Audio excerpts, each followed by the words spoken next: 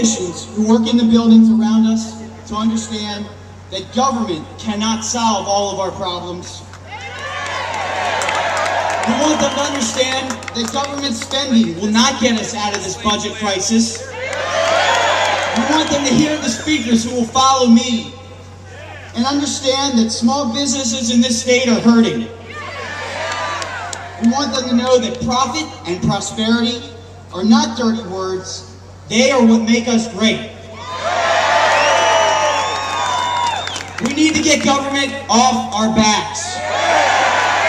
And my reasoning for this is simple. Like most of you, the free market system is all I know. I grew up in a small business household.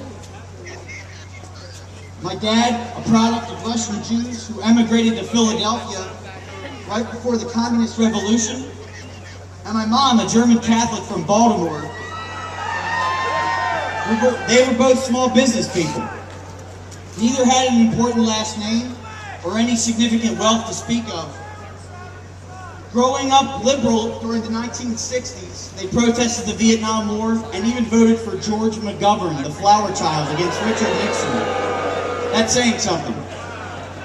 However, as times changed, so did they. In 1981, they settled down and got married. On this date, in 1982, they had their first child, me. And the next year, they opened up a small business selling children's clothes. My mom, the designer, my dad, the salesman. The other day, I asked my dad about this exciting time in their lives. After such a long period of economic uncertainty, what made you believe you could find success with a family and a business? It was a simple answer, he said. Son, America had changed and the time was right. This was true. By 1983, things were looking up for our economy. Taxes and red tape were being cut. Bureaucrats in government were getting off the backs of businesses. Wall Street, and more importantly, Main Street, was getting back on its feet. And oh yeah, there was this guy named Reagan in the White House. His mantra of the best government is the one which governs least inspired and instilled confidence into an entire generation of small business owners like my parents. Although Ronald Reagan left us over 5 years ago, the lessons from his presidency can still be learned.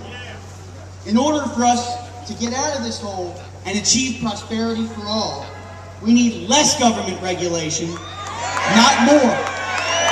Yeah! To be competitive with surrounding states, we need to be taxed less, not more. And above all else, we need leadership to do this. Whether it's Governor O'Malley or someone else at the helm at the start of the next decade,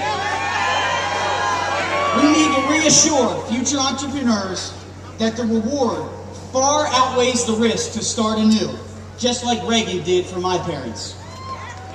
However, it is up to us to make sure this is a priority. This march on Annapolis cannot be the last. We need to be here every day, watching what they do, communicating with them, and communicating with each other. AFP Maryland will help facilitate that, but it is up to you to make your voice heard. It will be up to you to testify on an important bill. It will be up to you to tell your state delegate that you favor or oppose a piece of legislation. And it will be up to you to replace them if they continue to advance bad bills and reward them if they do well. We are in a great position to change policy tonight. For the first time in a long time, the taxpayers have a chance to take back their state. Yeah! Forget what you know about Maryland politics. The Tea Parties have ushered in a new day in this state. If you want it bad enough, we can win. Tonight, let's take back our state. Thank you.